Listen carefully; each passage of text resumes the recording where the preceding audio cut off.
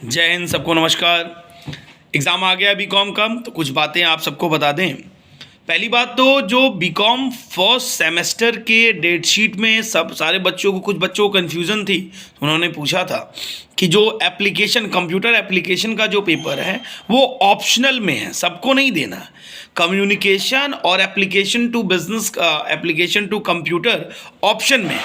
तो जिन्होंने कंप्यूटर लिया होगा वो कम्युनिकेशन का पेपर नहीं देंगे, जो कम्युनिकेशन जिन्होंने लिया होगा वो फिर इसका पेपर नहीं देंगे। तो एक चीज़ क्लियर कर दें। दूसरा, सिलेबस को लेके जो समस्याएं हैं, तो आपने जो भी बुक्स परचेज की होंगी, नहीं तो बीकॉम का सिलेबस अवेलेबल है डीडीयू के साइट पे। जिसके पास नहीं होगा हमको मैसेज करना, हम फॉरवर्ड कर देंगे। तो सब में आप बुक के इनिशियल पे फर्स्ट सेकेंड पेज पे देखना, यूनिट लिखा है। तो जो जैसे मान लीजिए फॉर एग्जांपल स्टैटिस्टिक्स है, तो फर्स्ट ईयर की बात करें अगर, तो स्टैटिस्टिक्स को 4 यूनिट में बांटा गया। तो फर्स्ट सेकंड जो यूनिट होगा वो फर्स्ट पेपर में आएगा, थर्ड और फोर्थ जो यूनिट होगा वो सेकंड पेपर में आएगा। ऐसे ही चाहे सेकंड ईयर का ले लो, कॉस्ट अकाउंटिंग ले लो, तो फर्स्ट सेकंड यूनिट जो है वो फर्स्ट पेपर में आएगा, थर्ड और फोर्थ जो है वो सेकंड पेपर में आएगा।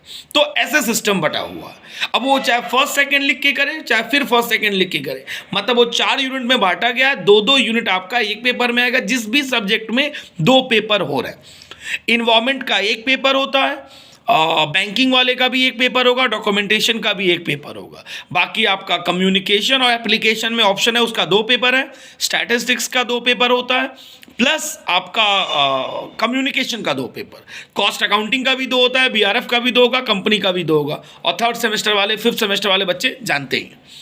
पैटर्न ये बताने का है कि आप जब भी प्रिपेयर करो, अच्छा पिछले साल के कंपेयर थोड़ा सा चेंज कर लेना, क्योंकि पिछले साल पेपर का पैटर्न, मतलब पिछले सेमेस्टर में जो पेपर का पैटर्न था वो था कि 75 मार्क्स तो होता था, लेकिन 40 नंबर का एमसीक्यू, 40 एमसीक्यू क्वेश्चंस होते थे, प्लस 5 मार्क्स के 3 क्वेश्चंस होते थे।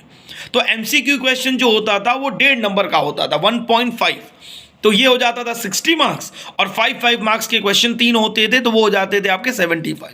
इस बार कहा गया है कि जो ग्रेजुएशन के लिए है पूरा 75 मार्क्स का ही एमसीक्यू है। तो पिछले के कंपैरिजन आप लोग प्रिपेयर मत करना, थोड़ा सा न्यूमेरिकल थियरी डीप पढ़ना, क्योंकि 75 अब या तो फिर वही बात होगी कि 1.25 कर दें या 1.5 एक क्वेश्चन का वेटेज कर दिया जाए, या सीधा 75 क्वेश्चन देके एक मार्क्स का क्वेश्चन कर दिया जाए। वो तो पेपर आने के बाद ही पता चलेगा। लेकिन पिछले साल को देख के मत फॉलो कर लेना कि आसान पेपर बना था, क्योंकि इस बार न्यूमेरिकल के लिए अलग से 5 नंबर का क्वेश्चन आते थे। तो इस बार हो सकता है कि छोटे छोटे न्यूमेरिकल इसमें भी डाल दिए जाएं, और जो कि होना ही चाहिए। आप देखिए पेपर कैसा आता है। तो यही कुछ इन्फॉर्मेशन थी। अगर कुछ और ज़रूरत होगी तो आप ज़रूर बताइएगा। बहुत बहुत धन्यवाद।